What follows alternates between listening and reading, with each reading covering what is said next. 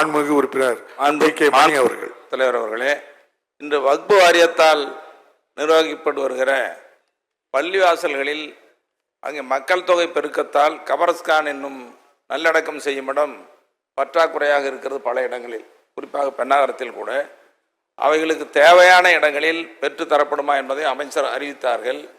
பல்வேறு இடங்களில் பாதுகாப்பதற்கும் ஆக்கிரமிப்பை அகற்றுவதற்கும் சுற்றுச்சுவர் அமைத்து தரப்படுமா என்பதையும் கேட்டு வருகிறார்கள். அதை நிறைவேற்றி கொடுக்க வேண்டும் என்ற வேண்டுகோளை முன்வைக்கிறார். அதே நேரத்தில் இப்படி இதையெல்லாம் செய்யும் பொழுது தமிழ்நாட்டில் நூற்றுக்கணக்கான சிவாலயங்கள் சிதலமடைந்து கிடக்கிறது. சிவாலயங்களுக்கு நம்ம அங்க கடவுள் நம்ம சேகர் பாபு இருக்காங்க இருக்கட்டும், நம்ம இது அவங்க பதில் இருக்கணும்ல சொல்லிட்டு ப்ளீஸ்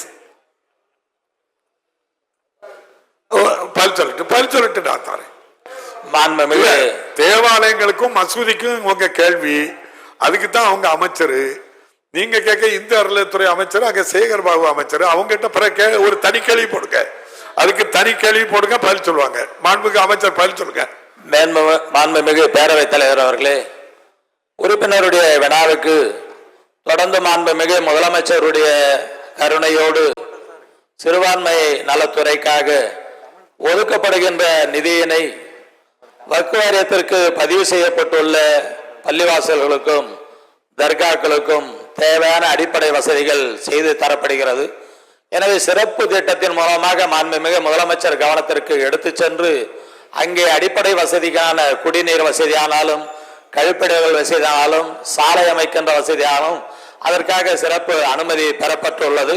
கடந்த ஜனவரி மற்றும் பிப்ரவரி மாதங்களில் சென்னை தலைமைச் செயலகத்தில் மாண்புமிகு முதலமைச்சர் அவர்கள் தலைமையில் நடைபெற்ற கிறிஸ்துவ மற்றும் இஸ்லாமிய அறிஞர்கள் உடனான கலந்தாய்வில் தெரிவிக்கப்பட்ட கருத்துகளின் அடிப்படையில் தேவாலயங்கள் மசூதிகள் உள்ளிட்ட வழிபாட்டு தலங்களை கட்டுவதற்கும் புனரமைப்பதற்கும் 7/3/2024 அன்று SOP வெளியிடப்பட்டுள்ளது.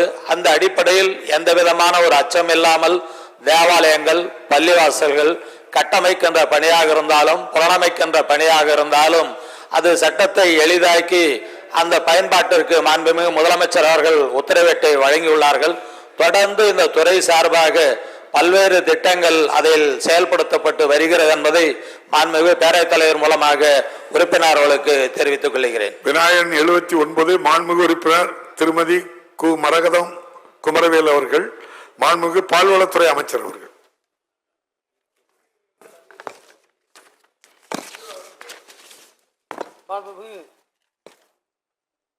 தலைவர்களே, மதுராந்தகம் தொகுதியில் பால் கொள்முதல் நிலையம் நடத்துவதற்கு அங்கு இருக்கக்கூடிய சங்கங்கள் இல்லை என்றால் புதிய உறுப்பினர்கள் இருப்பின் அவர்கள் சங்கமாக பதிவு செய்து கொள்முதல் செய்ய வருகின்ற நேரத்தில் கொள்முதல் நிலையங்கள் ஏற்படுத்தி தரப்படும் என்பதை மாண்புமிகு பேரவைத் தலைவர் வாயிலாக மாண்புமிகு உறுப்பினர்களுக்கு தெரிவித்துக் கொள்கிறேன்.